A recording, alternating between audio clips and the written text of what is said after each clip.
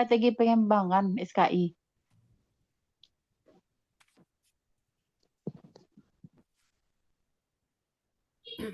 Oke, baik. Bismillahirrahmanirrahim. Assalamualaikum warahmatullahi wabarakatuh. Waalaikumsalam warahmatullahi wabarakatuh. Jamal, gimana kabar anaknya, Jamal? Halo, Jamal. Alhamdulillah Pak, udah baik Pak. Kemarin tuh anak tuh tumbuh gigi Pak, jadi panas-panas begitu badannya gitu. Alhamdulillah ya. Jadi kamu kalau mau itu kirim mana belum kamu kirim? Iya Pak, kemarin itu Jamal di laptop letaknya Pak, laptop di rumah tuh dipaksa nanti balik lagi ke rumah Pak. Lo ini di sawah? Enggak Pak, enggak Pak. Terus saya Jamal tuh di rumah Mintu Jamal Pak. Saya bilang rumah Mintu mah, tapi bilang Mintu. Iya Pak, Jamal salah. Baik, silakan dimulai. Siapa moderatornya? Pak Rocky Pak. Mana? Ya Pak. Ya silakan Cio. Jamal. Baik ya. Mulai. Bismillahirrahmanirrahim. Assalamualaikum warahmatullahi wabarakatuh. Waalaikumsalam. Moderator makalah selanjutnya Pak Izah Pak. Ya kalau mau ya. Diatur saja. Boleh Pak, lanjut Pak. Betul. Ya. Jadi gimana, Faiza atau langsung ya? Baik. Bismillahirrahmanirrahim. Innal hamdalillah nahmaduhu wa nasta'inuhu wa nastaghfiruh wa na'udzu billahi min shururi anfusina wa min sayyiati a'malina. May yahdihillahu fala mudilla lahu wa may yudlil fala hadiyalah. Ashhadu an la ilaha illallah wa ashhadu anna Muhammadan abduhu wa rasuluh. Allahumma salli wa sallim ala sayyidina Muhammad wa ala alihi wa ashabihi wa man tabi'ahum bi ihsani ila yaumiddin. Pertama dan terutama sekali, marilah kita sampaikan puji dan syukur kepada Allah Subhanahu wa taala yang mana dengan rahmat dan karunia-Nya lah sehingga di malam hari ini Allah masih memberikan kepada kita kesehatan dan insyaallah nikmat kelapangan. Mudah-mudahan waktu kita pada hari ini diberkahi oleh Allah Subhanahu wa taala. Baik, untuk afdolnya kegiatan kita pada malam hari ini mungkin sedikit baca Al-Quran ya. Insyaallah akan disampaikan oleh Ustaz Jamal. Pada Ustaz Jamal silahkan. Iya. Iya. La ilaha illallah. Ma Quran ya. Pun anda peselah. Baik. Bismillahirrahmanirrahim. Mohon izin Pak Jamal ingin baca Quran. Kepada teman Bapak Ibu yang lain juga Jamal mohon izin. A'udzu billahi minasyaitonir rajim. Bismillahirrahmanirrahim. Inna anzalnahu fi lailatul qadr. Wa ma adraka ma lailatul qadr. Lailatul Qadri khairum min alfi syahr.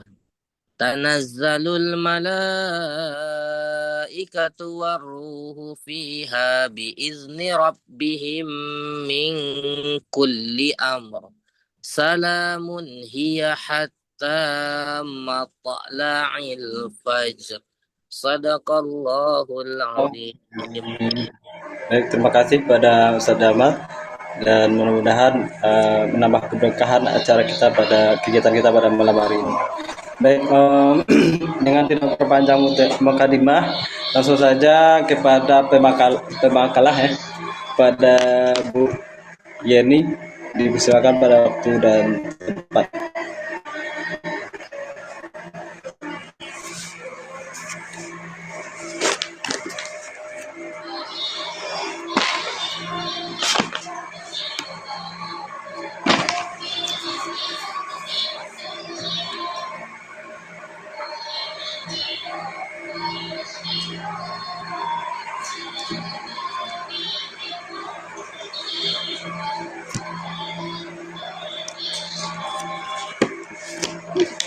Ya.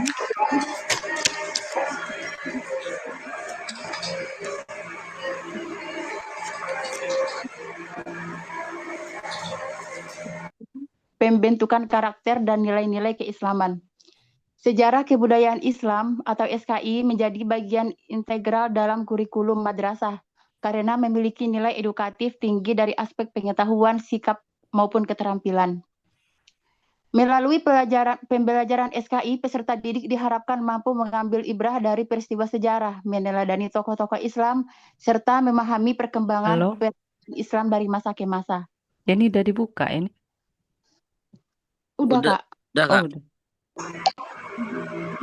Sekian kurikulum SKI, Kak. Pengertian kurikulum SKI. Iya, Kak. Kurikulum dalam pendidikan Islam. Kurikulum mencakup tujuan, materi, metode, dan evaluasi yang saling berkaitan. Dalam pendidikan Islam, orientasinya tidak hanya dunia, tetapi juga ukhrawi, membentuk manusia yang seimbang secara intelektual, spiritual, dan moral. SKI mempelajari perkembangan Islam dari masa ke masa, mencakup perjalanan dakwah Nabi Muhammad SAW, kepemimpinan Khulafaur Rasyidin, hingga perkembangan Islam di berbagai wilayah. SKI mengandung nilai-nilai peradaban dan berfungsi sebagai sarana pembentukan karakter, menanamkan kejujuran, keberanian, dan tanggung jawab melalui kisah tokoh Islam. Lanjut, tujuan pembelajaran SKI.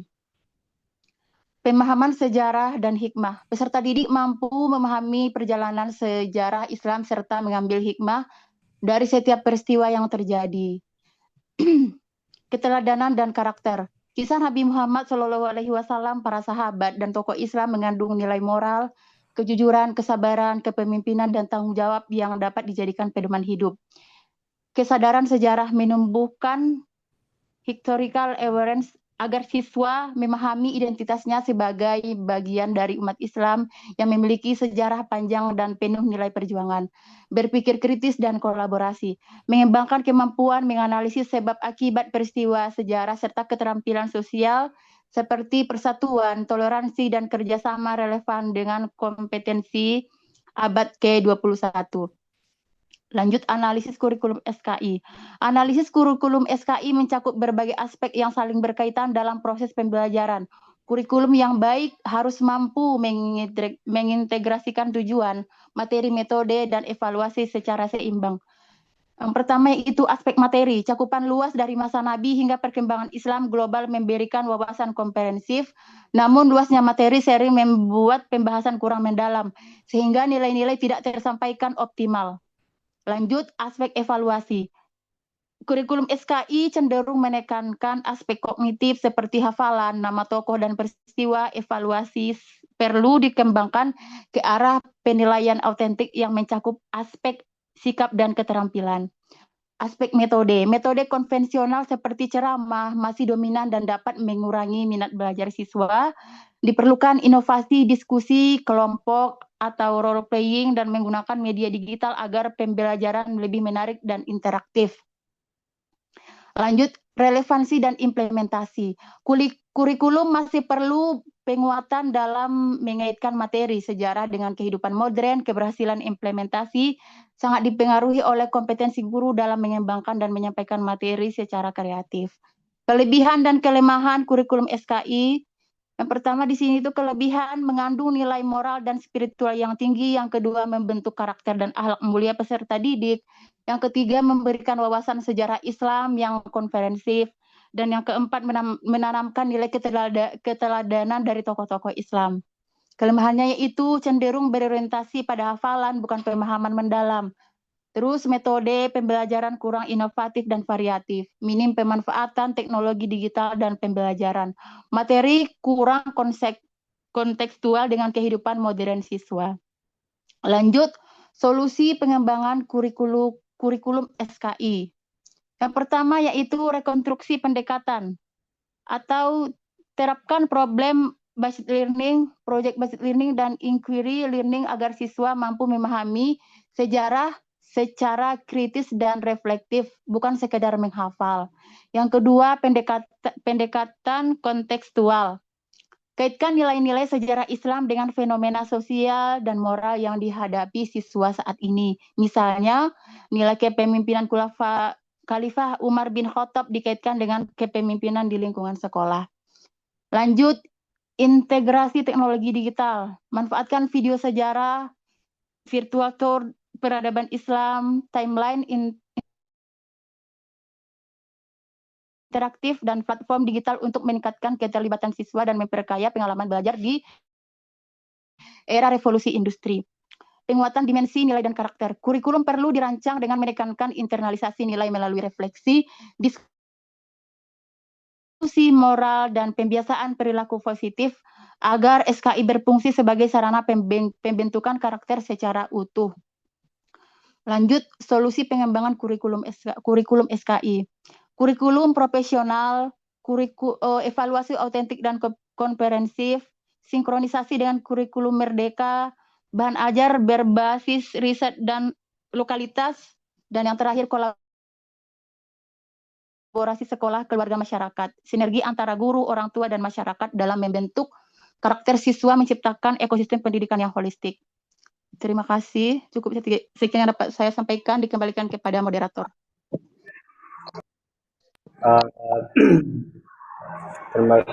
Kembali terima kasih juga pada Bu Yeni yang telah menyampaikan makalahnya, dan juga kepada teman-teman ya yang menonton. Baik, yang sama-sama kita hormati Bapak Daniel, juga pada kawan-kawan semuanya. Baik, untuk berikutnya silakan. Mohon maaf sebentar. Itu Pak Zalnur tahu nggak atau diundang nggak? Saya undang sih. Kalian ngasih tahu nggak? Pak Zalnur. Pak Zalnur, gimana? Udah di-tag, Pak. Oke. Ya, silakan. Pak.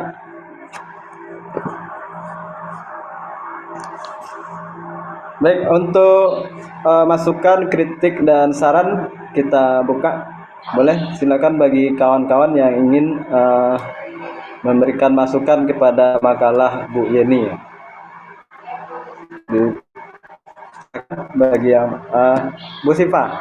Oke, ada Bu Siva, silakan.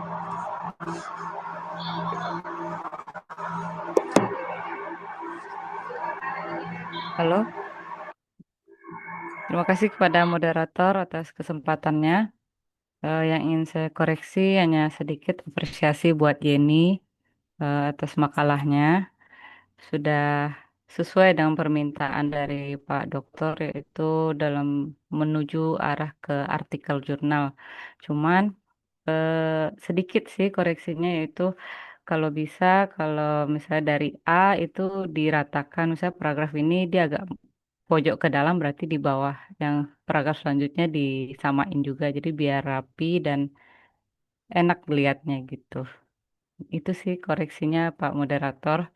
Saya kembalikan kepada Pak Moderator. Terima kasih kepada Bu Siva. Di sedikit koreksi, silakan ditanggapi Bu Yeni.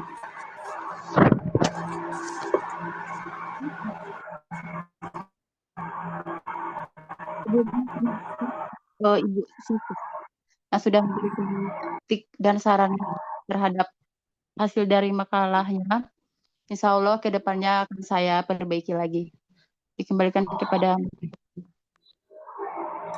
Baik, sebelum kita masuk sesi diskusi, kita sepakati jadwal kita sampai jam berapa? Kira-kira sampai jam berapa, Pak? Tidak dengar, Pak. Ya, sampai selesainya aja. Sampai selesai ya. Oke, sampai selesai ya. Lalu ini biar saya potong tengah jalannya atau terlalu lama sekali. Oke. Sampai selesai, insyaallah. Untuk diskusi setengah jam ke depan, kalau diskusi ya, insyaallah. Baik, dibuka sesi diskusi. Pada teman-teman yang ingin bertanya atau mempertanyakan,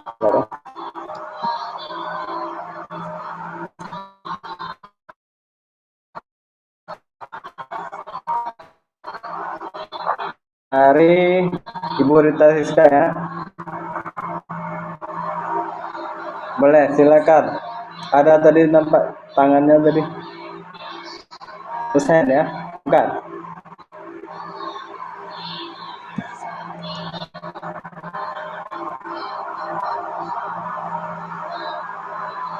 Ada?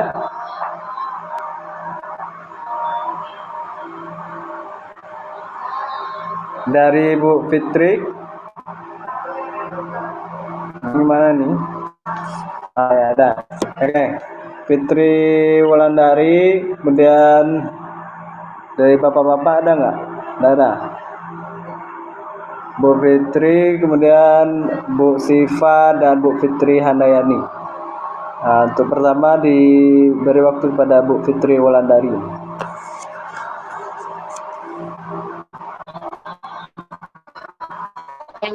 Mohon izin Kak Viva, Kak Fitri Handayani, karena moderator sudah panggil.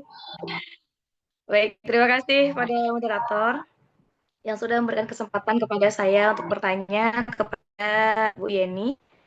Izin Bu Yeni untuk bertanya terkait materi kita, yaitu analisis kurikulum SKI. Yang menjadi pertanyaan saya malam ini adalah, sesuai dengan makalah yang sudah Bu Yeni paparkan, yang sudah kami baca juga, bahwasanya kan ada kelemahan dan kelebihan yang tertera di sini terkait analisis kurikulum SKI ini. Bahkan dibuatkan juga solusi pengembangan dari kurikulum tersebut.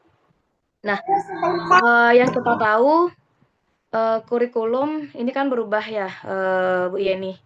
Kita tahu dari KTSP, kemudian ada K13, sekarang ada kurikulum Merdeka juga. Saya ingin minta pandangan Bu Yeni terkait perubahan-perubahan kurikulum ini. Apakah pembelajaran SKI ini semakin menajam dia, atau malah semakin abstrak begitu. Sebagai contoh, mungkin ketika di kurikulum K13 itu kan kita guru menggunakan C1, C2 seperti itu. Ada bentuk-bentuk kakunya begitu ya, yang harus diikuti dalam proses PM. Kemudian kalau di kurikulum Merdeka lebih cenderung kepada narasi pengalaman belajar yang sifatnya itu tidak kaku dan sesuai dengan kebutuhan siswa gitu. Nah, yang jadi pertanyaannya tadi itu, bagaimana pandangan pemakalah terhadap perubahan-perubahan kurikulum ini, dan mohon minta juga pandangan yang keduanya, minta pandangan pemakalah juga terhadap contoh perubahan dari K13 tadi ke kurikulum Merdeka begitu. Mungkin bisa diambilnya satu materi SKI, kemudian minta tolong diperlihatkan kepada kami perbedaan kalau di K13 ini, kalau di kurikulum Merdeka ini, apakah perubahan itu menjadi sebuah kelebihan atau malah menjadi sebuah kekurangan begitu. Kita minta dari pemakalah seperti itu dikembalikan kepada moderator. Terima kasih, Pak Moderator. Baik, silakan pada penanya kedua pada Bu Siva. Terima kasih moderator atas kesempatannya. Yang ingin saya tanyakan itu, tadi kan ada bahas tentang solusi pengembangan kurikulum SKI. Yang ingin saya tanyakan itu tadi kan ada pendekatan pembelajarannya, yang model pembelajaran itu ada inquiry learning. Boleh nggak pemakalah menjelaskan inquiry learning itu kayak mana sih diterapkan di SKI-nya itu? Itu aja. Saya kembalikan kepada moderator. Sekian. Dan kepada Bu Fitri Handayani. Ya, terima kasih kepada moderator yang telah memberikan kesempatan kepada saya. Di sini yang ingin saya tanyakan tentang solusi yang diberikan di dalam makalah poin nomor 6 tentang pengembangan evaluasi dalam pembelajaran SKI. Pengembangan evaluasi dalam pembelajaran SKI itu kan harus komprehensif dan autentik. Karena selama ini mungkin penilaian pembelajaran SKI hanya penilaian kognitif. Jadi harus ada afektif dan psikomotor. Di situ kan ada dibuat salah satu penilaiannya penilaian portofolio, proyek, terus observasi. Itu berikan contoh-contoh penilaian yang tadi yang saya sebutkan, portofolio, proyek, satu lagi observasi sama penilaian diri. Contoh dalam penilaian SKI. Itu saja moderator, saya kembalikan kepada moderator.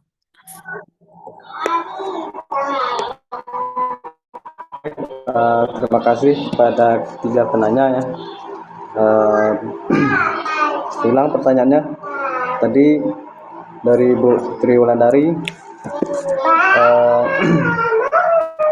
terkait dengan kurikulum Merdeka ya. Ada kurikulum kemarin itu sebelumnya kurikulum 13 juga, sekarang kurikulum Merdeka. Jadi apakah kurikulum yang sekarang ini semakin tajam atau tampak abstrak? Itu pertanyaan pertama. Yang kedua, berikan contoh perubahan dari masing-masing kurikulum. Terus yang pertanyaan dari Bu Siva, penerapan dari e-learning ya. Terus ya pertanyaan dari yang Ibu Fitri Handayani itu tentang solusi poin nomor 6, berikan contohnya. Baik, silakan kepada Bu Yeni untuk memberikan tanggapannya.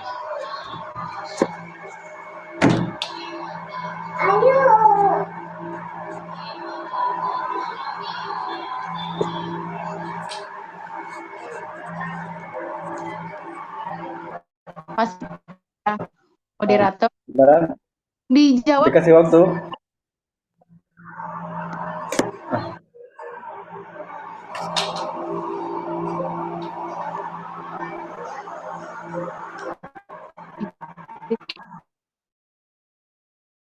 Kita perbaiki.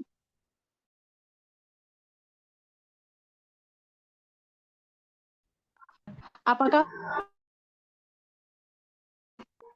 SKI ini Bu selama ini apakah semakin tajam atau semakin membaik gitu maksud dari pertanyaan Ibu, Bu? Gini Bu Yeni, Afan suara Bu Yeni putus-putus, jadi kurang terdengar. Pertanyaan Ibu tadi kesimpulannya yang saya tangkap kayak gini, apakah perubahan kurikulum SKI ini semakin hari semakin tajam atau semakin membaik? Begitu, Bu? Ya, pertanyaan pertama ya Bu. Apakah semakin tajam atau malah semakin abstrak ini gitu. Betul, Bu? Baik, saya coba menjawab.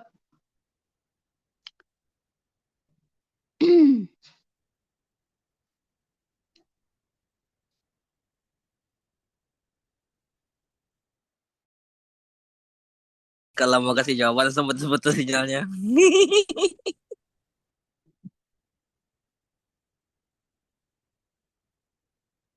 Sejarah kebudayaan Islam yaitu merupakan kurikulum yang pada umumnya yaitu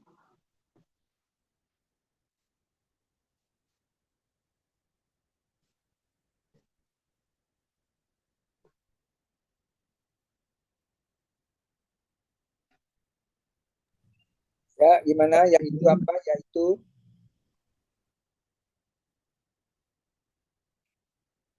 untuk kedepannya perubahan kurikulum SKI ini kemungkinan akan makin menekankan konteks dan relevansi dan integrasi dan nilai. Bukan cuma hanya ganti materi, tapi ada 4 arah besar yang harus didorong. Atau yang pertama itu dari segi hafalan, yang kedua dari integrasi sejarah Islam, dan yang ketiga pendekatan proyek dan literasi, dan yang keempat penguatan modernisasi beragama dan kebangsaan. Jadi ini menjadi mandat untuk menjadi kurikulum untuk semakin baik ke depannya gitu. Kita sebagai guru untuk bisa mencapai tujuan tersebut kita harus butuh pelatihan karena banyak guru SKI yang terbiasa kayak metode ceramah gitu. Bahan ajarnya cuma buku teks yang kontekstual dan berbasis riset gitu. Mungkin cukup itu yang bisa saya jawab, dikembalikan kepada moderator. Jawaban nomor 1 ya, Bu ya.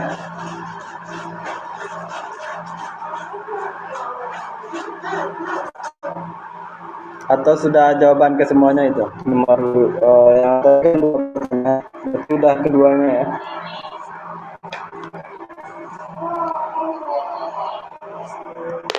Baik, kalau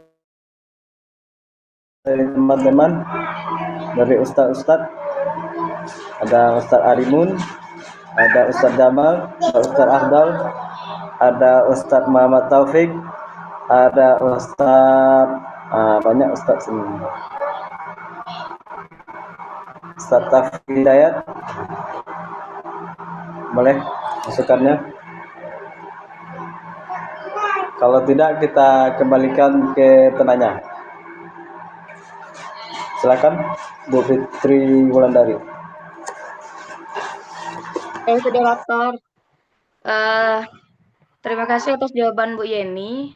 Tapi saya belum mendengarkan atau mungkin terlewat tadi ya, karena memang agak putus-putus.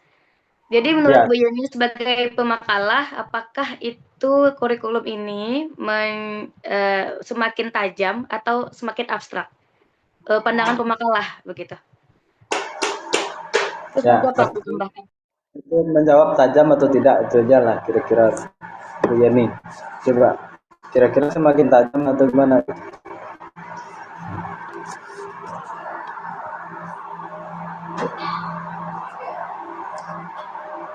Kayaknya jaringan di sana agak apa ya, agak masalah.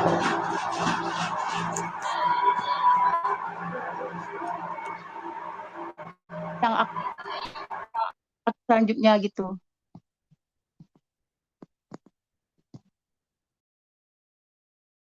Dikembalikan kepada moderator. Gimana tadi? Memang kayak gitu tuh kata Kak Yeni tadi tuh. Paham tuh. Ya kan Bu Fit? Kan?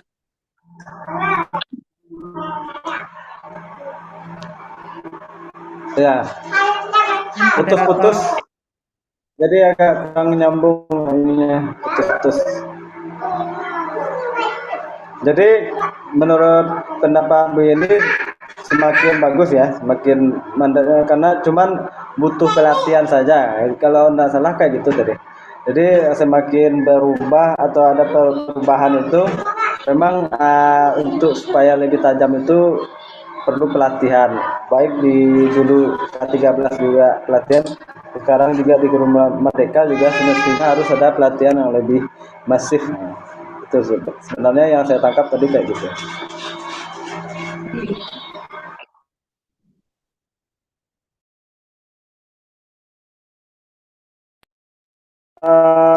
Kalau mau jawab yang nomor 2 juga boleh karena masalah jaringan jadi nggak sedikit terganggu. Silakan untuk nomor 3 juga boleh, diacak boleh juga.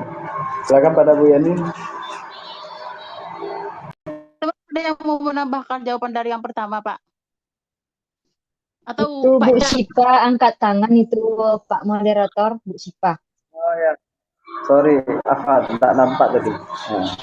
Ya, enggak apa-apa, Pak moderator.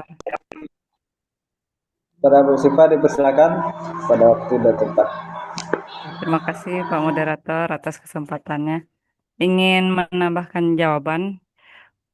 Kalau dari pertanyaan Fitri tadi, apakah kurikulum ini setelah banyak berubah, apakah semakin tajam atau semakin abstrak? Kalau menurut saya, secara keseluruhan, mungkin semakin tajam ya. Tapi untuk di aplikasinya, di lapangan itu kayaknya abstrak kayak gitu.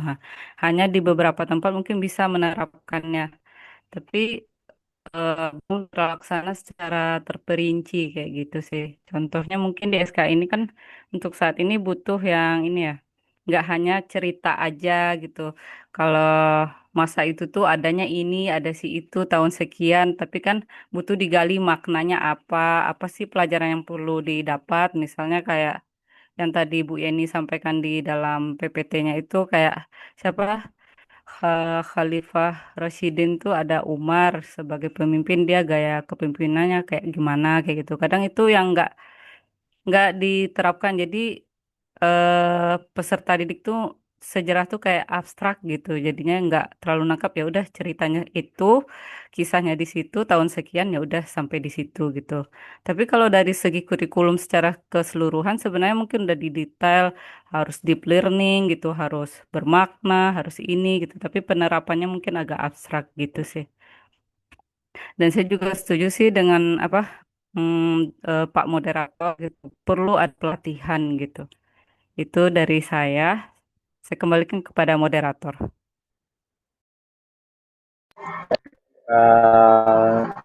Saya cukupkan dulu ya. Silakan dijawab ke pertanyaan nomor 2. 2 dan 3. Ini kalau bisa ada yang bantu Bu Yeni lah.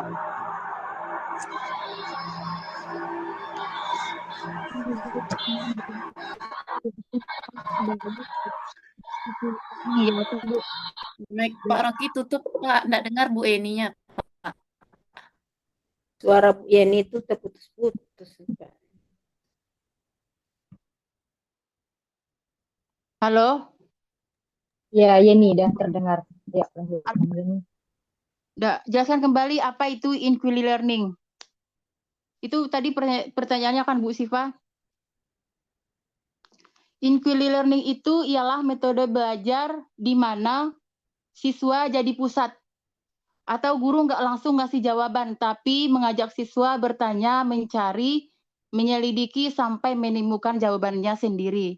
Dan inquiry learning ini ada 4 tahap.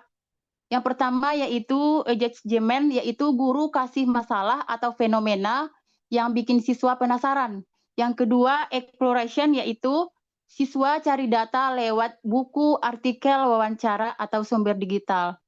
Yang ketiga, exploration, yaitu siswa menjelaskan temuan mereka pakai bahasa sendiri. Dan yang terakhir yaitu evaluation atau elaboration, yaitu siswa refleksi dan hubungkan temuan ke konteks sekarang. Itu yang dimaksud dengan inquiry learning. Saya kembalikan kepada moderator.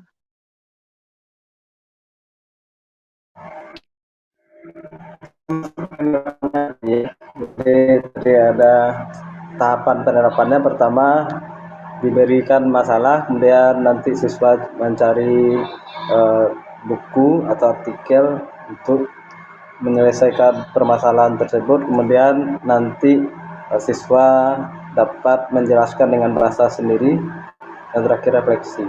Baik, kembalikan kepada, atau ada yang menanggapi dulu, yang bantu? Karena kembalikan kepada penanya, kepada Bu Sipa. Ya, terima kasih kepada moderator. Saya nangkap apa yang disampaikan Bu Yeni, bahwa inquiry itu metode pembelajaran, bukan metode ya, model pembelajaran berpusat pada siswa. Dan dia dikasih masalah, ya benar banget dikasih masalah, terus siswanya yang disuruh aktif gitu. Itu yang saya tangkap. Saya kembalikan kepada moderator. Baik, terima kasih kepada penanya. Lanjut Bu Yeni ke pertanyaan ketiga.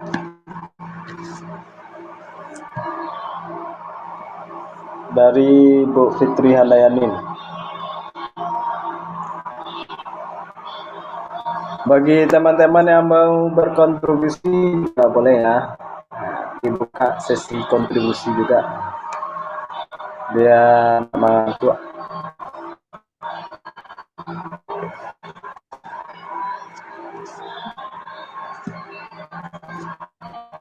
Tutup lagi, Oki. Portofolio proyek dan observasi, yaitu contoh dinilai portofolio itu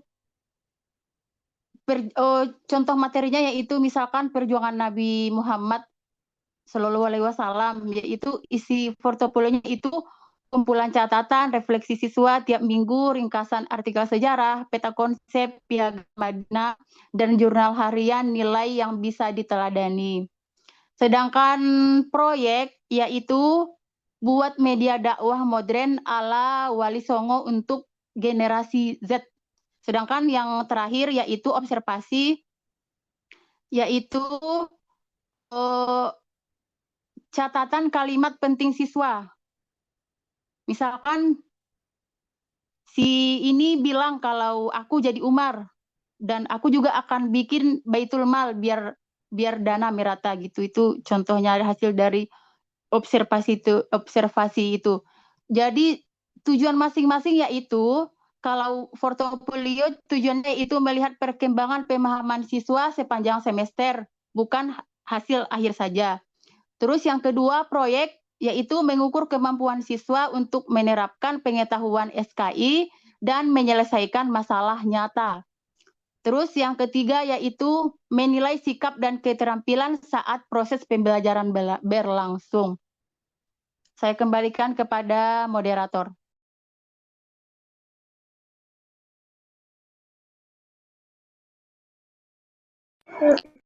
Baik, bagi teman-teman yang ingin menambahkan boleh, baru kita lempar ke penanya.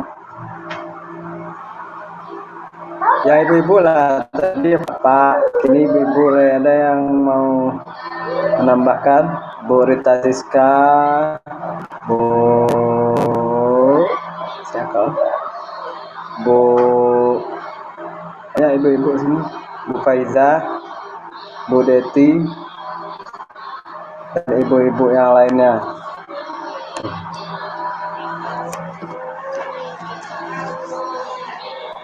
Kalau enggak, kita langsung ke penanya, silakan ditanggapi.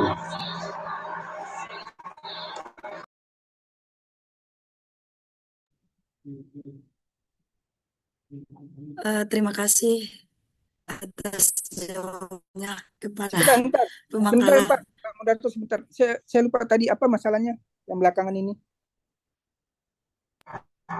Yang pertanyaan ketiga nih Pak. Ya, yang mau kita ini ya. Tentang solusi poin nomor 6 tadi di makalah, terus berikan contoh-contohnya gitu kan. Itu Pak, tadi ada portofolio, ada proyek, ada observasi gitu Pak. Oke. Ya. Silakan lanjut. Ya. Silakan ditanggapi oleh penanya. Terima kasih atas jawabannya kepada pemakalah yang telah memberikan jawaban atas pertanyaan saya. Saya kembalikan kepada moderator.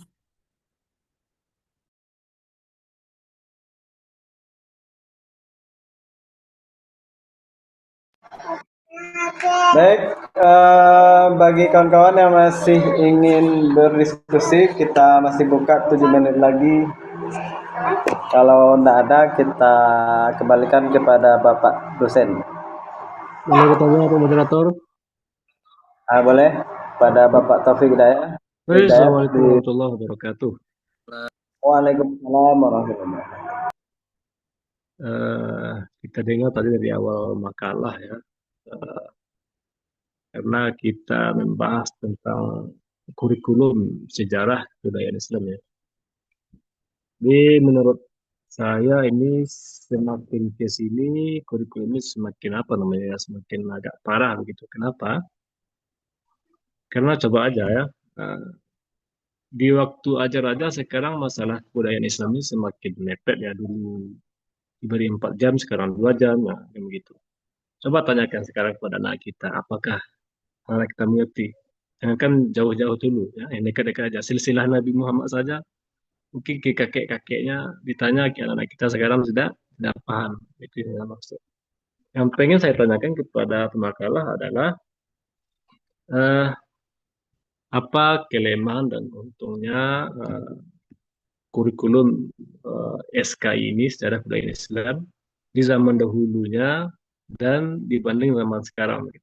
Coba jelaskan. Terima kasih. Baik, gimana Bu pemakalah? Paham ya pertanyaan?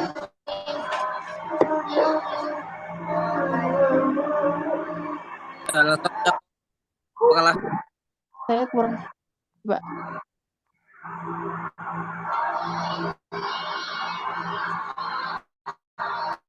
Gimana? Putus-putus.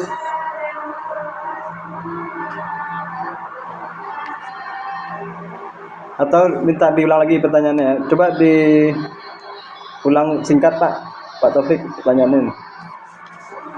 Oke, kita ringkas ya seperti abstrak. Apa kelemahan dan apa kekurangan dan kelebihan dan kekurangan kurikulum SK ini di zaman dahulu kala dan dibandingkan dengan zaman-zaman kita mendidik sekarang atau anak-anak kita sekarang lah. Terima kasih.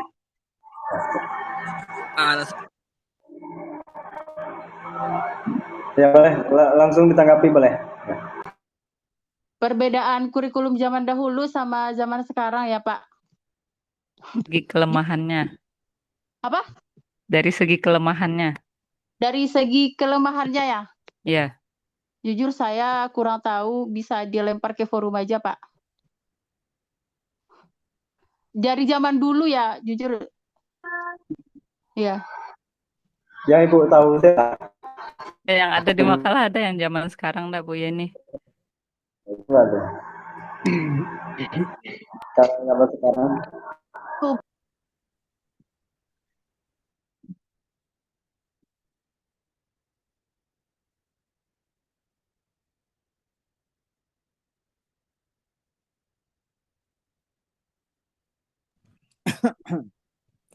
Sebentar, ini zaman dulu ada batasan nggak waktunya itu? Kapan ya?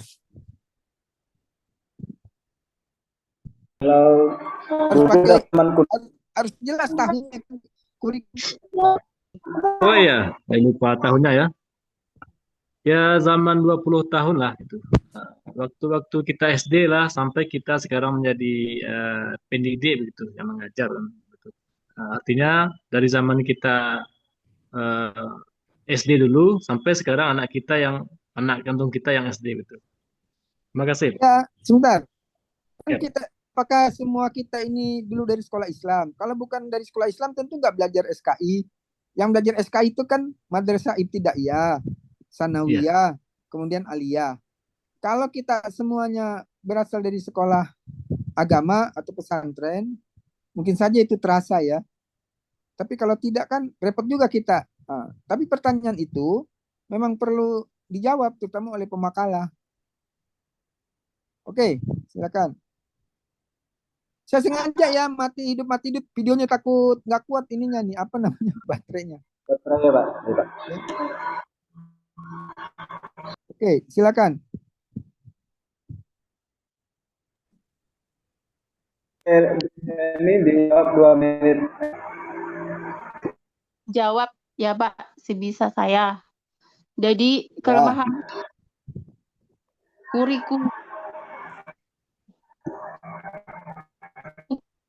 kurikulum SKI zaman dahulu itu terutama era KTSP dan kurikulum 2013 awal itu mempunyai 4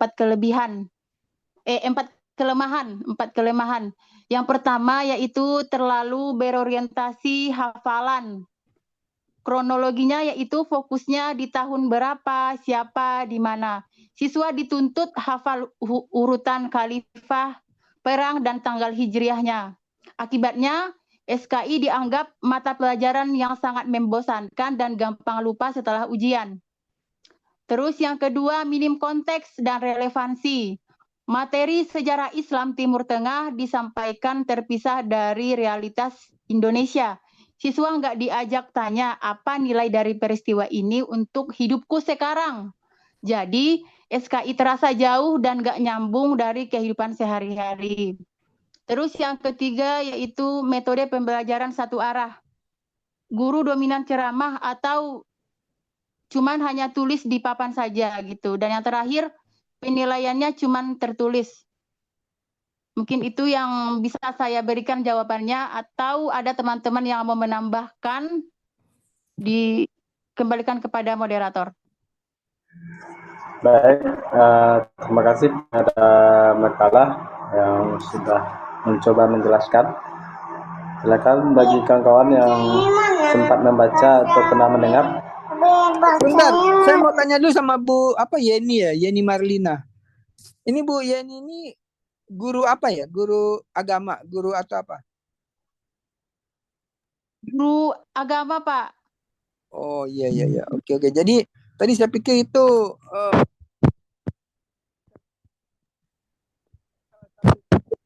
persoalan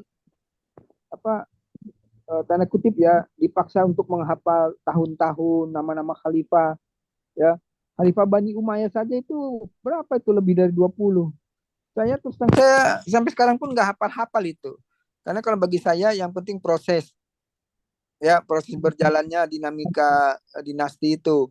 Kalau saya mau tahu hafalan mau tahu tahun berapanya, siapa khalifahnya, tentu saya harus baca buku.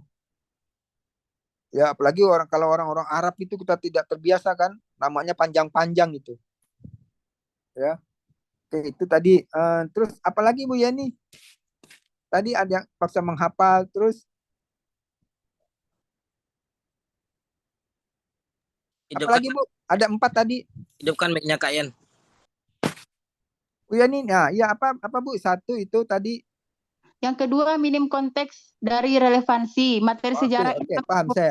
Ya, jadi anak-anak itu harusnya kan saya tahu maksudnya Bu Yeni ini, harusnya kan diberi pemahaman makna dari suatu peristiwa. Ya, misalnya ini kan, kenapa ketika Nabi Muhammad wafat tidak segera dikubur? Kan gitu. Iya kan? Tapi dicari dulu siapa pengganti beliau gitu. Ya. Dan ternyata ini itu di seluruh dunia sebenarnya itu dipakai itu konsep ini. Contohnya begini ya. Kalau presiden nih, contoh, tapi ini satu negara saya kasih contoh, tapi ini berlaku untuk semua biasanya. Saya Pak Prabowo meninggal, Pak. Jangan dulu meninggal. Kamu Jamal. Tunggu dulu. Misalnya Pak Prabowo ini pergi ke luar negeri. Ya kan? Ya, pergi ke luar negeri, maka kan harus ganti wakilnya itu. Nah, wakilnya itu belum boleh pergi kemana-mana itu. Naik kendaraan, naik pesawat, dan kemana tidak boleh sama. Ya, sampai pesawat itu mendarat dan Prabowo menginjakkan kakinya di tanah di Indonesia, baru orang itu boleh pergi. Maknanya apa itu? Ya ternyata memang sudah dicontohkan dalam dunia Islam itu. Kalau seorang pemimpin itu dia tidak boleh alibi di tempat di mana dia menjadi pusat memimpinnya, itu tidak boleh itu. Nah kalau di Minangkabau juga terjadi itu. Seorang datu itu tidak boleh dimakamkan kalau belum terpilih penggantinya, kan gitu nggak? Halo, Pak Rocky. Ya Pak. Ya, Pak. Kan gitu kan kalau di Minangkabau? Iya Pak. Ada jadi mana-mana itu kan harus ditangkap oleh guru-guru itu. Ya, bahwa memang kehadiran pemimpin itu hal yang sangat urgen ya, yang penting. Ya. Itu salah satu contoh yang sampaikan Bu Yeni. Saya sepakat sekali itu ya. Ini dapat dari mana ini jawabannya? Ya, dari pendapat siapa itu? Dari siapa Bu? Bagus pendapatnya itu, saya suka itu. Dari mana Bu? Nggak mau tanya saja gitu. Mungkin Ibu udah ada sumbernya. Atau dari pemikiran Ibu sendiri, bisa saja itu ya. Pak. Ya. Nah, gimana Bu Yeni? Dari mana? Dari Google, Pak. Google itu siapa itu? Dari pustaka digital. Bukan dari ChatGPT ya. Oke, tidak ada masalah itu ya. Tapi penting juga tahu Bu, ya, kalau Ibu akan menjadi persoalan nih hafal, Ibu juga jangan juga sampai menghafal ini. Harus memahami ya. Oke, moderator, silakan dilanjutkan. Saya tadi mau coba terlibat aja dalam diskusi. Saya masih belum bisa hidupkan ini. Nanti ada waktunya saya hidupkan lagi kamera. Baik. Silakan. Baik, terima kasih pada teman-teman yang sudah kontribusi. Kita cukupkan untuk diskusi. Kita kembalikan kepada Bapak Daniel. Nanti dulu jangan dulu tutupin lagi, menarik saya nih. Coba lanjutkan lagi tadi. Saya pikir yang sampaikan Bu Yeni itu, masalah utama itu. Ya. Begitu. anak-anak itu malas belajar SKI karena disuruh menghafal kan. Itu ribet, itu susah itu menghafal. Yang kedua itu memberi makna dari peristiwa sekecil apapun, sehingga itu bahwa peristiwa sejarah bukan hanya untuk dihafal atau diketahui saja, kemudian dijadikan alat untuk menambah dia nilai, ya, nilai-nilai sekolahnya, tidak gitu, tapi harus ada itu makna. Saya tadi menunggu nih kelanjutan mengomentari apa yang sampaikan yang terakhir tadi tuh oleh Bu Yeni. Coba kita disiapkan itu. Saya lagi menarik nih, lagi enak dengarnya. Ya silakan. Kita hangatkan yang pertanyaan yang terakhir ini. Boleh Pak Jamal? Komen. Udah deh. Ya. Hai, mana Jamal ini, Pak Jamal ini pulang dari Arab ini malah banyak diam nih. Gimana? Sok gara-gara kena lihat rudal lewat. Enggak. Ini sebenarnya dari tanda tanya juga bagi Jamal, Pak. Dengan apa yang disampaikan Bu Yeni Marlina tadi gitu kan. Soalnya gini, tadi kan itu kan sebuah kekurangan menurut tanggapan Kak Yeni tadi kan, banyak menghafal tahun-tahun akhirnya akhirnya ya kan, hafal-hafal nama raja-raja atau nama khalifah itu begitu banyak. Tapi di sisi lain kan itu kan membuat sejarah itu bisa teratur Pak untuk diceritakan di masa yang akan datang gitu. Gimana tuh Pak? Di sisi lain mungkin minusnya mereka bosan gitu. Tapi bagi mereka yang betul-betul menghafal, akhirnya suatu saat ketika mereka jadi sejarawan, suatu saat ketika mereka jadi guru gitu, mereka tidak perlu berpedoman ke buku lama lagi karena semua tahun dan rentetan sejarahnya sudah hafal di kepala mereka gitu. Nah, gimana tuh Pak? Oke, saya jawab ya Pak Moderator.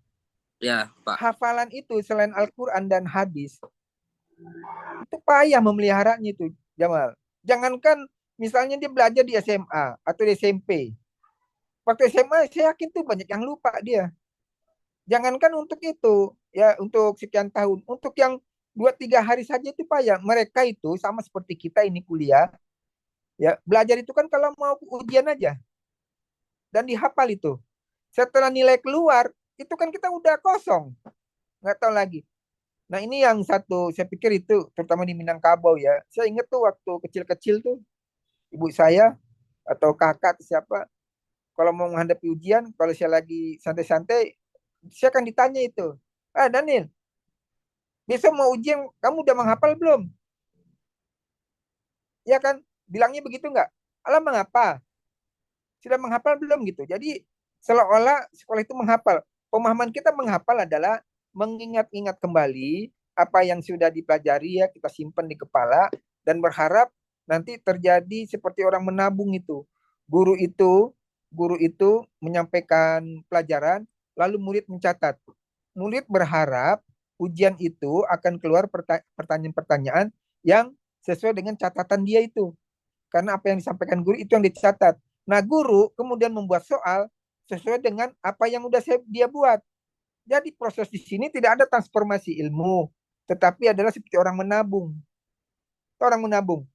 Apa yang kita keluarkan itu yang akan kita dapat. Meskipun di kurikulum terakhir ya kalau nggak salah itu kan disebutkan guru itu sebenarnya kan cuma sebagai fasilitator utamanya, begitu nggak? Ya, jadi harus membuat, kalau dulu lebih mengutamakan pedagogi, nah sekarang kan orang sudah mencoba andragogi. Tahu kan ya pedagogi dan andragogi? Kalau andragogi kan biasanya kan menciptakan bagaimana kelas itu menjadi kelas yang dinamis. Ya, murid-murid itu aktif. Nah, tapi sekarang banyak guru-guru, ya saya tidak tahu ya, mudah-mudahan tidak ada di sini gitu. Ada kecenderungan lebih mengandalkan tutorial. Besok dia mau mengajar, malamnya guru itu membaca, mencatat. Gurunya ini mencatat. Nah, itulah yang akan disampaikan oleh muridnya. Ya. Materi pertama tanggal 10 April. Materi kedua tanggal 17 April. Nah, ketika di materi kedua, materi yang tanggal 10 April itu materi pertama. Si guru juga belum tentu juga ingat itu. Dia harus lihat ini lagi. Nah, inilah resikonya nih. Ilmu-ilmu sosial seperti itu, ya. Kebanyakan orang lebih mengamalkan hafalan. Apalagi sekarang sudah ada chat GPT atau apa gitu ya. Ada chat GPT, kemudian ada HP kita bisa merekam. Nah, sehingga akhirnya kreativitas kurang. Padahal kita inginnya itu murid-murid kita itu kan dia memahami apa yang kita sampaikan, bukan menghafal. Tetapi sistem pendidikan kita memaksa murid-murid itu menghafal. Contoh dari ujian-ujian yang diberikan ketika ujian-ujian itu sifatnya itu strategis. Ujian nasional misalnya. Ujian nasional ada 100 soal. 95 dalam bentuk essay. 95 dalam bentuk multiple choice. Begitu nggak, Bu? Pak? Ya, multiple choice itu kan memilih A, B, C, D. Ya, pilihan. Ya, kemudian ada lagi nanti. Pilihlah A kalau nomor 1 dan 2 benar. Pilihlah B kalau nomor 3 yang benar. Pilih C kalau semuanya benar. Pilih D kalau semuanya salah. Ya, jadi kan kreativitas itu kan sebenarnya ya saya tidak tahu itu kenapa bisa muncul seperti di kampus. Kadang-kadang pun ada soal-soal seperti itu gitu. Ya, dikasih soal lebih banyak sekali model-model multiple choice. Essay-nya cuma 5 buah. Saya rasakan itu ketika saya dulu kuliah, sekolah, saya lebih suka menjawab yang multiple choice dibanding membuat essay. Karena essay itu kan mengarang bebas. Iya kan? Nah, saya pikir gitu tadi Pak Jamal yang bertanya itu ya. Persoalan menghafal, saya ragu itu menghafal hanya berapa saat lah ingatnya dia. Tapi kalau Pak Jamal katakan mereka sudah punya apa? Tidak, saya nggak yakin gitu ya. Karena kecuali kalau orang hafiz Al-Quran itu, misalnya kayak saya kan, bapak-bapak juga semua ini, ibu-ibu juga semua. Saya hafal surat Al-Ikhlas itu, ya surat Al-Fatihah, surat pendek lainnya itu. Waktu saya mulai belajar ngaji itu tahun 70-an. Sampai sekarang saya hafal. Kenapa? Karena sering saya dengar, sering saya ucap. Nah, kalau pelajaran bagaimana? Nah, kira-kira gitu. Oke, ada lagi. Silakan yang lain. Saya serahkan lagi ke moderator. Siapa moderator tadi? Pak Rocky, boleh Pak Rocky. Silakan. Yang mau menanggapi boleh?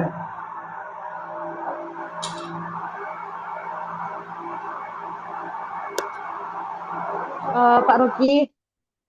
Ya, berita ya. Ya. Ya, silakan. Kalau untuk menghafal, kalau SKI itu memang saya pribadi memang susah gitu kan. Karena memang banyak sekali rentetan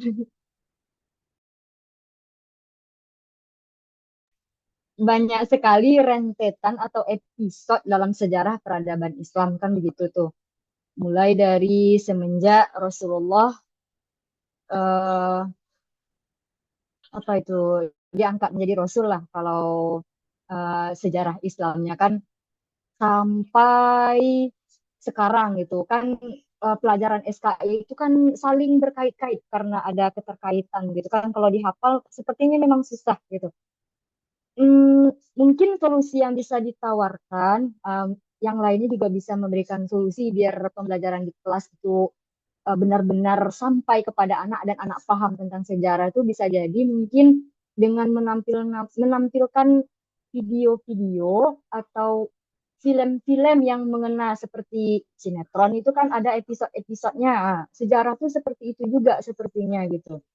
Jadi per episode itu memang dinyatakan lah mungkin cerita abstrak itu ke peserta didik gitu ketika mengajar bagi guru. Mungkin hanya itu, kurang konsentrasi nih Pak Jamal ini nih. Baik, terima kasih pada berita. Jadi sesuai dengan perkembangan zaman pada hari ini ya, dan sewajarnya juga sebenarnya memanfaatkan teknologi yang ada gitu kan. Seperti yang disampaikan tadi, video atau film-film dokumenter, dan bisa jadi anak-anak tuh bisa disuruh nanti meringkas dari film-film yang sudah dia saksikan gitu kan. Tadi saya juga sebelum kita kuliah ini juga lihat-lihat tadi ada anak ya dia meringkas, tapi setelah dia lihat filmnya gitu kan. Nah, jadi nanti dia berkelompok, habis itu disuruh sama gurunya untuk meringkas hasil dari film yang sudah dia baca gitu. Dari film yang sudah dia saksikan. Iya, Baik, boleh? menanggapi Pak Rocky, Ya, ya. ketika mengajar pun guru memang harus tahu posisi sejarah ini di mana kan gitu tuh.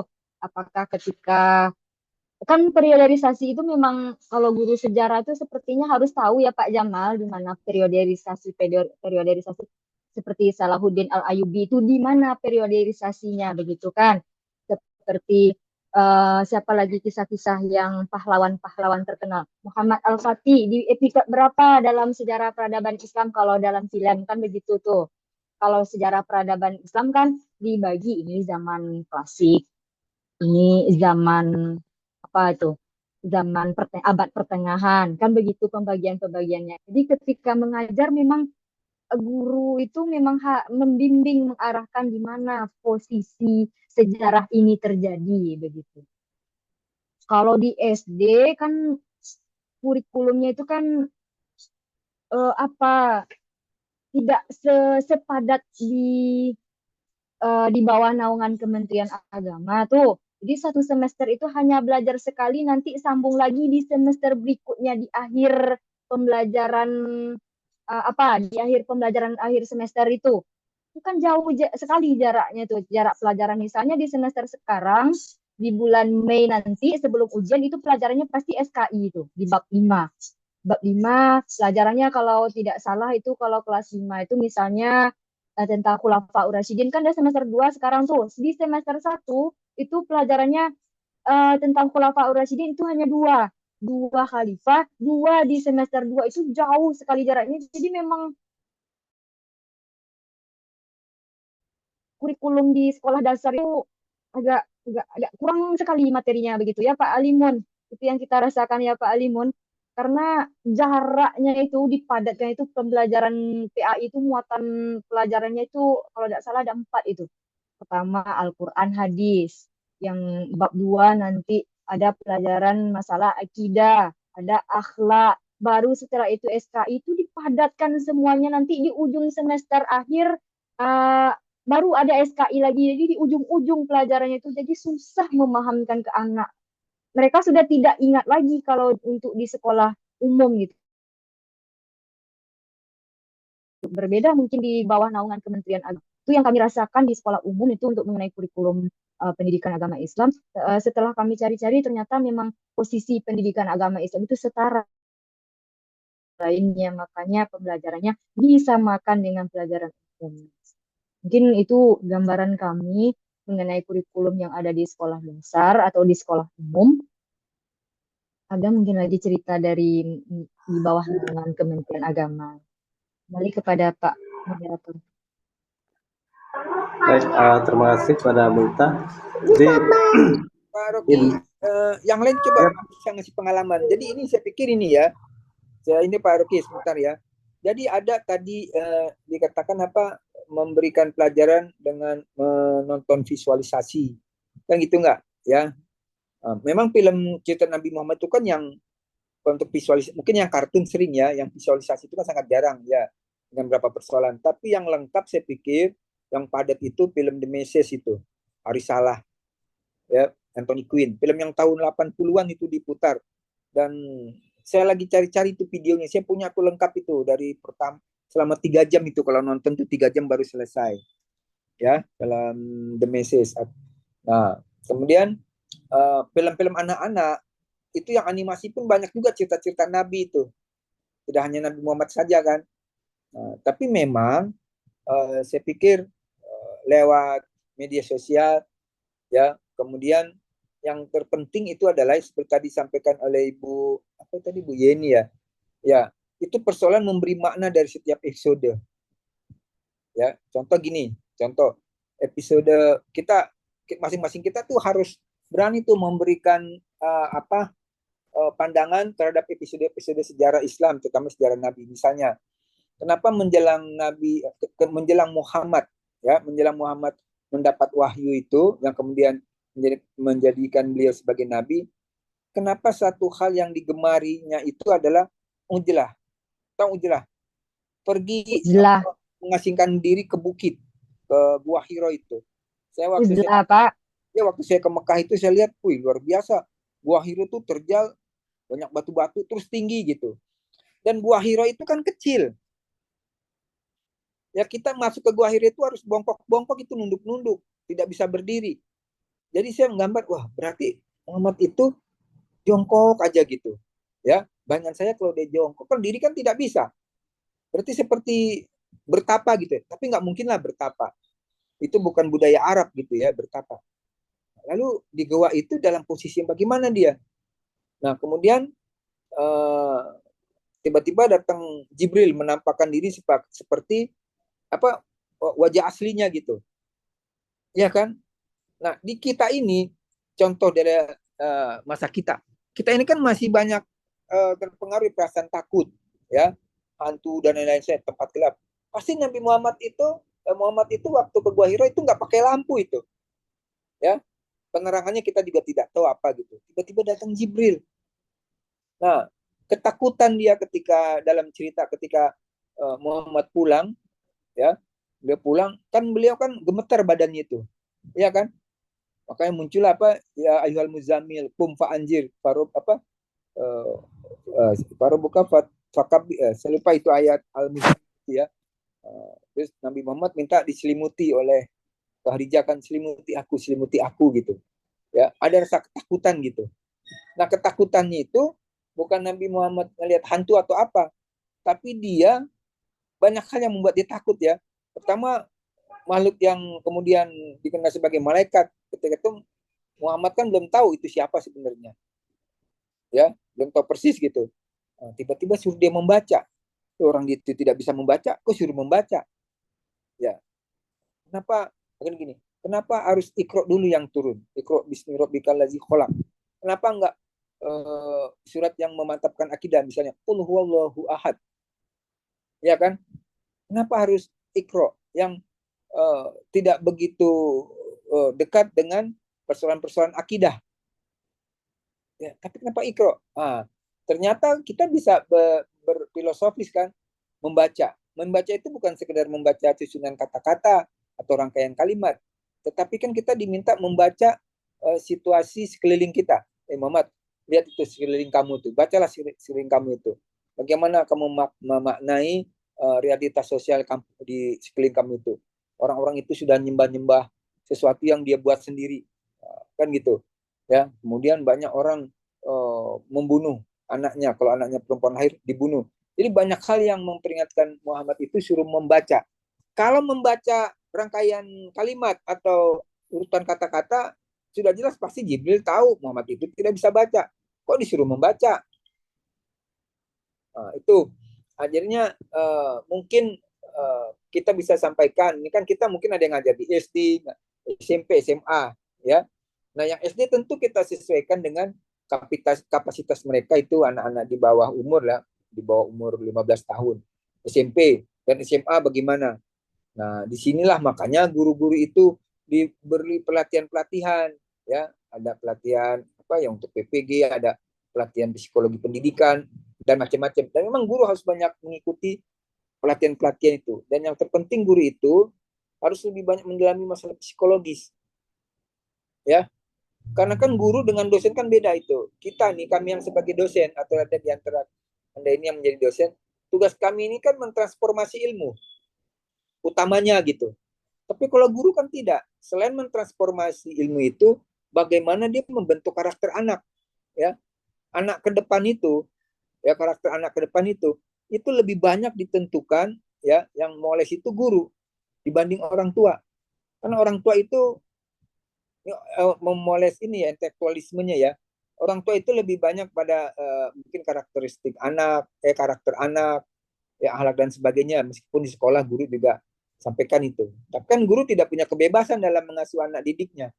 Orang tua kan bebas deh, kadang bisa mukul ini. Nah, guru mana bisa gitu, ya. Senggol dikit saja urusan dengan polisi sekarang, ya kan. Jadi sebenarnya ya gitu, guru itu luar biasa beratnya gitu. Makanya saya tidak tidak begitu heran ketika saya dapat informasi guru-guru misalnya di Finlandia itu dibayar itu mungkin nggak jauh beda dengan orang apa anggota DPR di sini. Ya, itu guru itu pekerjaan paling tinggi, paling bergengsi itu di Finlandia. Di Jepang gitu juga. Kan ada cerita itu ketika Hiroshima Nagasaki hancur, ya, ketika ada laporan jenderal perangnya melapor ke Kaisar Hirohito, oh kita sudah hancur gini-gini. Hirohito itu nggak ditanya berapa senjata yang masih tersisa, berapa pasukan yang masih eksis. Yang ditanya berapa guru yang masih tersisa katanya. Ditanya guru. Ya kan? Nah, saya punya teman itu mantan kepala sekolah di Sanawiyah di Gunung Pangilun kalau nggak salah ya. Entah itu Sanawiyah atau Aliyah ini.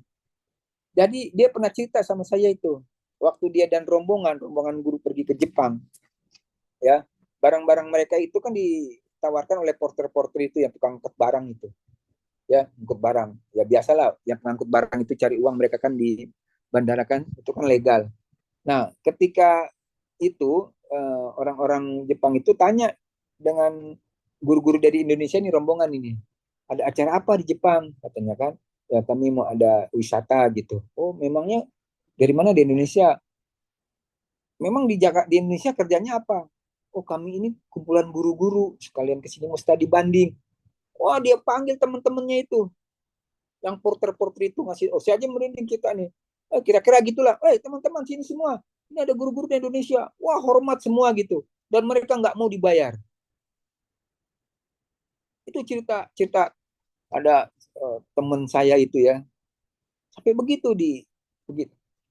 Kalau di Indonesia kan ironis ini di Indonesia, ya guru-guru untuk guru honor gaji 300.000 itu paling tinggi mungkin, ya udah bertahun-tahun guru honor. Sekarang PPG yang gizi-gizi gratis itu, makanan gratis itu baru berapa bulan sudah dianjurkan punya rumah kan gitu belakangan. Sediakan kos kakinya aja 100.000. Saya beli kos kaki itu 10.000 itu sepasang itu bisa 10. Nah ini PPG dikasih yang seharga 100.000. Guru-guru suruh hemat, kalau bisa naik sepeda ke sekolah. Tugas PPG itu yang ngata-ngata macam-macam dibelikan motor listrik. Iya kan? Tapi ya itulah makanya saya bilang tadi, jadi guru itu tidak mudah itu. Makanya wajar lah kalau guru itu pahlawan tanpa tanda jasa ya. Gajinya nggak seberapa, ya. Tapi kemudian juga kita harus akui juga di sekolah pun kadang-kadang guru-guru sesama guru kan saling jegal-jegal ada juga gitu. Ya ini pokoknya semua kembali ke ini. Nah, di dalam belajar sejarah Islam, nah situ kan diajarkan nanti. Dari beberapa peristiwa-peristiwa penting kan diajarkan itu. Bagaimana ketika itu zaman para sahabat kan, ya ketika Rasulullah meninggal, ya kan, pada saat itu kan Rasulullah dianggap sebagai pemimpin, dan biasa pemimpin-pemimpin di dunia itu kalau pemimpinnya meninggal maka sudah ada penggantinya dari kalangan keluarganya sendiri, dari anak-anaknya misalnya. Umumnya kan seperti itu kan, monarki, karena pada umumnya itu monarki. Nah mungkin ini juga, bukan mungkin ya, ini juga lah kenapa ketika Rasulullah wafat itu tidak ada anaknya yang besar. Ibrahim dan sebagainya itu berapa orang anak Rasulullah itu kan meninggal ketika dia masih kecil. Sehingga ketika Rasulullah meninggal cuma meninggalkan satu anak, Fatimah. Dan nggak mungkin Fatimah jadikan pemimpin gitu. Nah, ketika kemudian di Madinah di Sakofah Bani Sa'idah itu, ya kan kumpul itu untuk memilih siapa pemimpin ya untuk mengganti Muhammad selaku pemimpin umat itu. Ya bukan sebagai nabi tapi sebagai pemimpin umat Islam gitu. Yang diadakan adalah melakukan musyawarah. Ya, masing-masing dari Bani A, Bani B atau Bani C ini, suku-suku itu rapat, suku-suku besar menentukan, dipilih. Nah, itu namanya musyawarah. Ketika itu orang belum kenal konsep demokrasi, musyawarah. Demokrasi atau musyawarah itu baru muncul abad 15. Waktu itu baru masih abad ke-7. Ya kan? Nah, jadi kan kita ini setelah ada masalah pakai musyawarah. Ya. Itu ada nilai yang kita sampaikan itu di zaman sahabat. Banyak lagi nanti di zaman perang misalnya. Zaman perang Uhud misalnya. Perang Uhud kenapa hampir-hampir umat Islam itu kalah, padahal sudah menang itu. Tapi kan karena apa? Ada sebagian umat Islam yang dipercaya itu lebih mencintai urusan duniawi. Karena dia tergiur dengan ganimah itu, akhirnya ditinggalkan benteng di atas bukit itu. Akhirnya bisa direbut kembali. Nah, sama seperti itu yang sekarang ini. Bagaimana orang-orang yang mendapat amanah, karena rakus, ya, akhirnya dia lupa, ya, tidak hanya menghancurkan komunitas Islam atau nama umat Islam, karena yang banyak terlibat korupsi itu kan banyak kan orang-orang Islam itu, ya kan, malah menteri agama saja bisa kena gitu, ya. Nah, ketika sudah dikasih kemenangan, kasih kuasaan, kasih kenikmatan, diangkat, dimuliakan macam-macam, masih juga korupsi. Ya sama seperti itu, ya. Ketika Rasul percaya ini menjadi benteng utama kekuatan umat Islam, perang Uhud, mereka pada mengejar dunia ke bawah, akhirnya kan hancur, hampir Nabi kebunuh.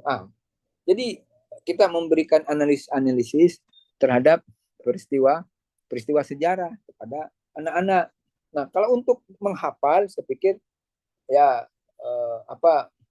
kalau ujian itu saya tidak tahu itu ya. Karena saya tidak mengajar anak SD gitu ya. Tapi saya pikir kita juga bisa mulai ya, misalnya mungkin sekian persen kita kasih untuk hafalan. Karena memang anak-anak itu kekuatannya di hafalan. Anak-anak itu kan masih bersih, itu nggak seperti kita ini. Ya, hafalan itu mereka masih kuat. Tapi dibawa juga mereka untuk sekali-sekali itu menganalisis, diajarkan gitu. Saya melihat waktu di video itu ada sekolah di Finlandia. Ya, di Finlandia itu sekolah itu cuma berapa jam? Ya nggak kayak kita nih berjam. Dan mereka tidak ada PR, tidak ada tugas anak SD itu. Yang dibawa apa? Itu keterampilan. Ya, kalau di Jepang misalnya anak-anak SD itu belajar akademiknya itu nggak lama juga. Ya, awal-awal itu mereka diajar karakter, tanggung jawab, membangun karakter ya, tanggung jawab, kemudian keberanian, kemudian sikap, etika dan lain-lain lah gitu. Lihatlah itu. Nah, kalau kita kan tidak, ya.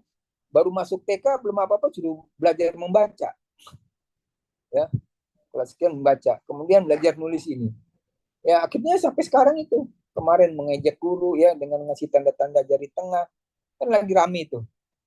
Nah, sekolah itu, belum lagi yang berapa kali kita lihat ya, karakternya itu sudah mati. Yang gurunya dianiaya, gurunya dipukulin, kasus ya, guru dikeroyok, macam-macam gitu. Mungkin di zaman Pak Alimun ya itu tidak ada kasus itu. Saya ingat persis itu. Kita dulu mungkin sekolah nakal-nakal, kalau ada guru marah maka kita disuruh ke depan, suruh pegang telinga gini, ya kan? Pegang ini telinga. Saya ingat tuh nakal telinga, terus kaki diangkat satu sampai selesai. Ya. Dan kita malu itu. Ya kan? Malu. Jangan sampai mak di rumah tahu.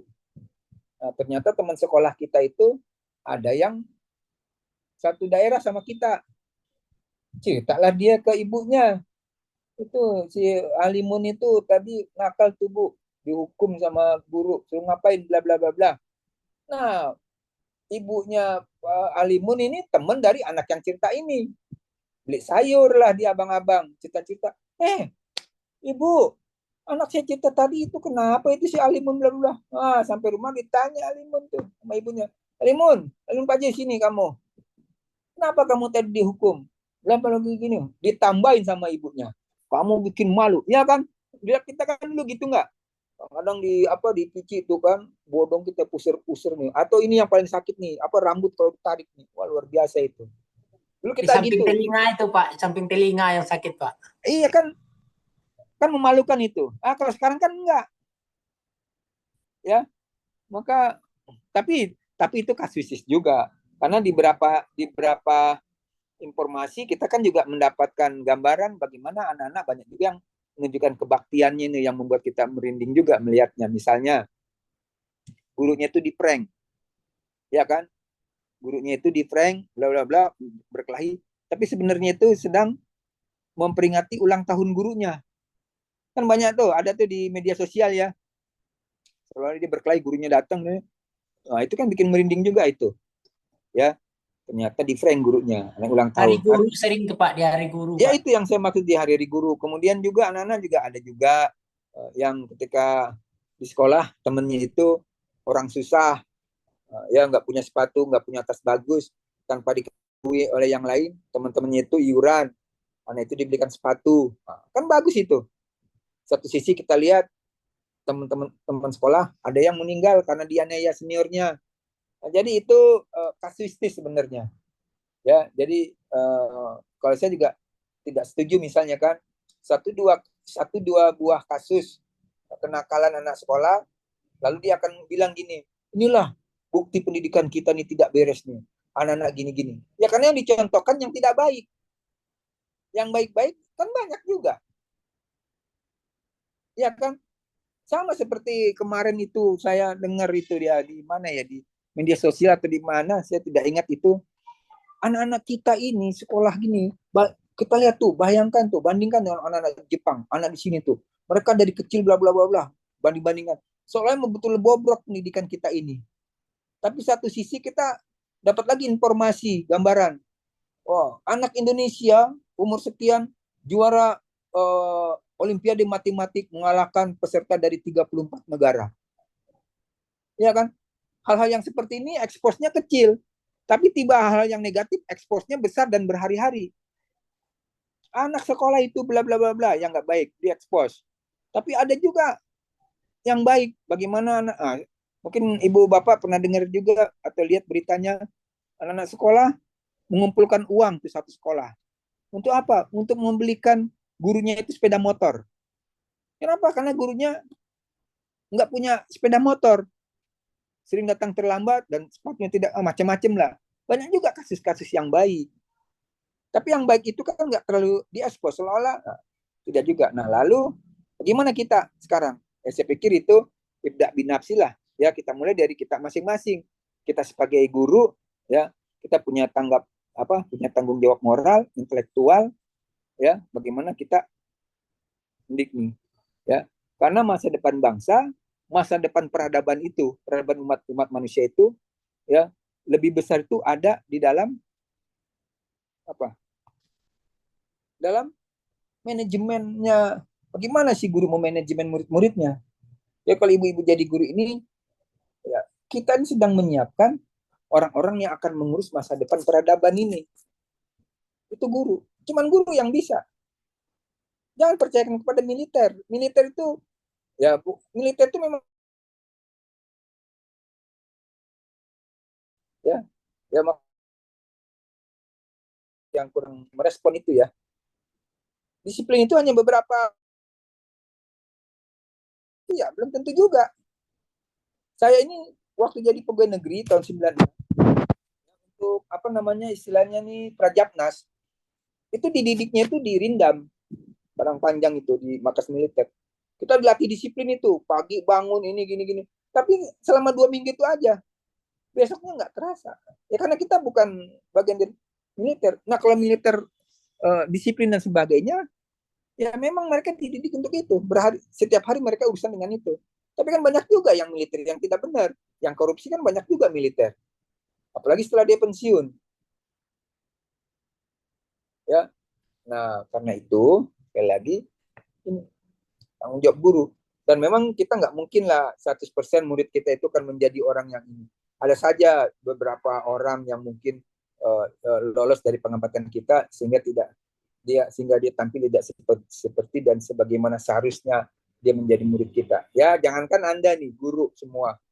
Nabi Muhammad saja yang sudah dijamin masuk surga, yang sudah dijamin kata-katanya itu wahyu, kan tidak semua orang.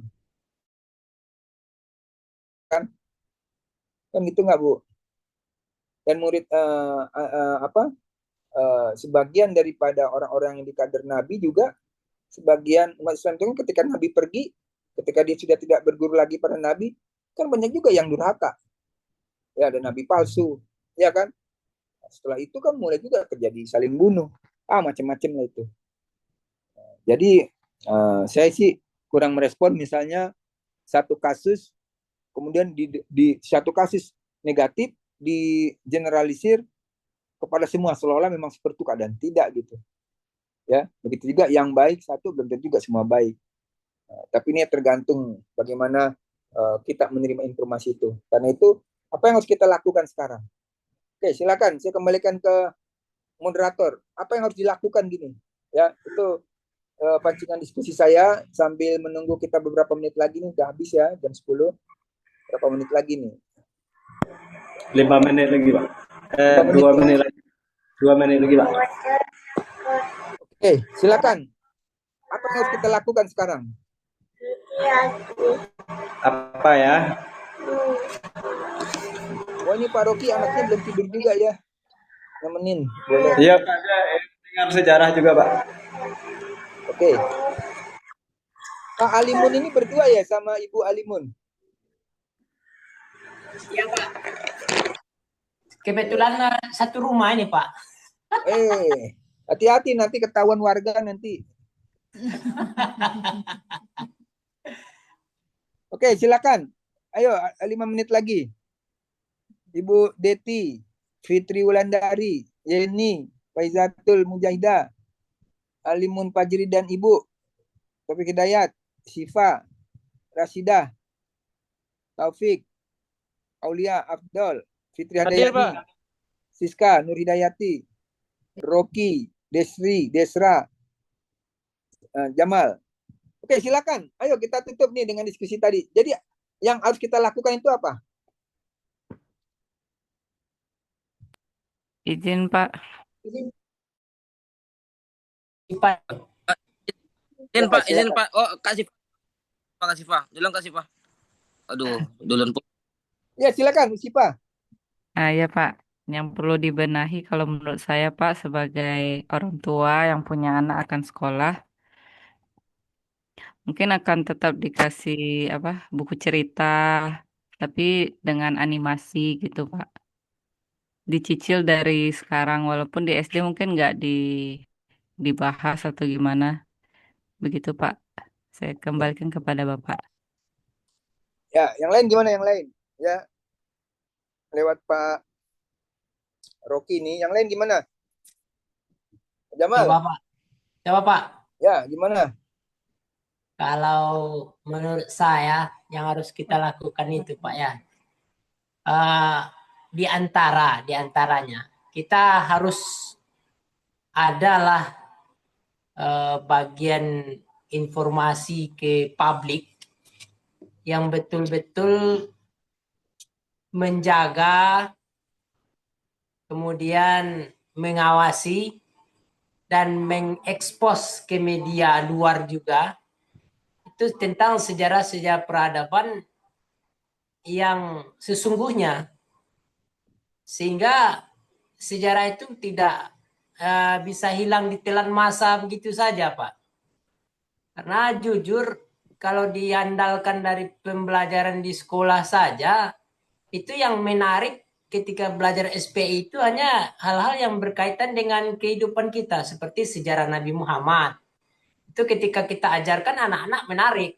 Tapi ketika kita sudah ajarkan tentang Fatimiyah, Abbasiyah, Utsmani, Mughal dan lain-lain sebagainya, itu mereka kurang respon lagi Pak. Jadi butuhlah kita informasi dunia Islam yang menandingi dunia informasi yang lain gitu kan, yang bisa menandingi levelnya dan tidak terkalahkan gitu. Jadi itu menurut saya Pak. Makasih. Yang lain ada terakhir yang lain. Boleh Siapa? Pak, kan? Taufik. Ya, Muhammad Taufik, silakan. Taufik. Taufik. Ya, kalau menurut Ana sih Pak, yang pertama itu sejarah itu harus dinarasikan gitu sesuai. Misalnya ada apa namanya tuh kayak sekarang ini kan ada namanya tafsir naratif gitu kan. Dia tuh relate dengan kehidupan anak. Dia misalnya kan kita kadang enggak, kalau punya ilmu misalnya hanya sekedar menghafal saja, itu kebutuhannya untuk di ujian saja gitu kan. Nah, ini kalau kita naratifkan, kita buat narasi gitu kan. Nah, sejarah itu berupa narasi ataupun cerita yang relate dengan anak-anak itu sehingga jadi bahan sebagai pedoman juga bagi dia. Oh, Nabi itu dulu seperti ini, kenapa dia seperti ini, karena ini, dan contohnya dalam kehidupan sekarang nih seperti ini gitu.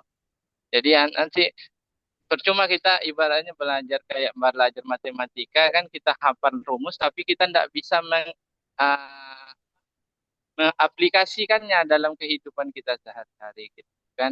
Jadi anak itu sinkronisasi antara bagaimana caranya sejarah ini bisa dinarasikan gitu. Itu sih dari sana sih Pak. Jadi anak-anak tak bohong. Sekian. Oke. Oke, saya pikir itu masukan-masukan ya. Tapi semua ini sebenarnya berbalik kepada kita ini, ya. Apakah kita mengajar ini memang sekedar untuk memenuhi kebutuhan hidup kita kan? Karena kita bekerja bagaimanapun kita mengharapkan sesuatu yang bisa membuat kita bisa bertahan hidup. Kita bertahan hidup itu dengan menjadi guru, ya, dengan menerima hak-hak, ya, karena kita sudah menjalankan kewajiban. Atau mungkin ada kewajiban lain yang kita tidak sadari, ya, kewajiban-kewajiban yang kita sadari tetapi tersembunyi dalam aktivitas kita. Misalnya tugas kita sebagai guru itu kan harus betul-betul mendidik anak. Tapi kita terkooptasi oleh jam ngajar, sibukan lainnya gitu juga. Ya sih tidak tahu itu kalau guru ya bagaimana kan. Misalnya mungkin ada juga yang terlambat masuk ke kelas, ya, yang harusnya 120 menit baru 80 menit sudah keluar, atau banyak ngerumpi ngobrol macam-macam lah gitu, ya. Nah, itu kan tergantung dari masing-masing individu kita ini, ya, masing-masing kita ini. Nah, karena itu semua berbalik pada kita, karena menjadi guru itu kan kalau dalam agama Islam itu kan menjadi guru itu pekerjaan utama itu menjadi guru. Guru di sini ada yang guru agama, ada guru. Pokoknya guru itu kan mengajarkan ilmu. Ya kan, kalau mengajarkan ilmu berarti kan dia punya ilmu. Tak mungkin dia mengajarkan ilmu dia tidak punya ilmu.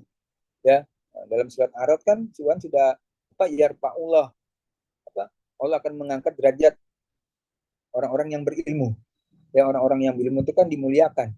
Meskipun sudah mati, kalau dia berilmu, dia mengajarkan ilmu pasti dimuliakan. Einstein itu orang kafir, Yahudi.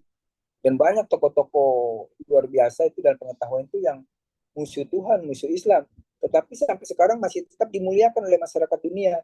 Kenapa? Karena Allah janji orang yang berilmu akan dimuliakan meskipun dia bukan muslim. Nah, apalagi kita kalau kita muslim. Nah, karena itulah kita wajar kenapa guru ada dua pekerjaan yang sangat berat sebenarnya, guru dan hakim. Ya. Apalagi kalau kita guru-guru agama ini mengajarkan Al-Qur'an. Wah, udahlah luar biasa itu. Ya, kapanpun mati kita sudah siap sebenarnya, ya, karena insya Allah pahala dan dosa itu timbangannya itu berat sebelah, ya, timbangannya insya Allah berat di pahala kalau kita jadi guru, kalau kita bisa betul-betul menjalankan jadi guru. Ya, karena itu di Indonesia ini sering ganti kurikulum, tapi sebenarnya bukan persoalan kurikulumnya itu, tapi karakter guru. Karakternya sangat menentukan, ya. Karena itulah mudah-mudahan kita semua menjadi guru yang betul-betul bisa diharapkan bisa membawa perubahan dan bisa bermanfaat bagi terutama anak didik kita dan juga bagi agama dan bangsa, kan gitu kira-kira yang kita harapkan.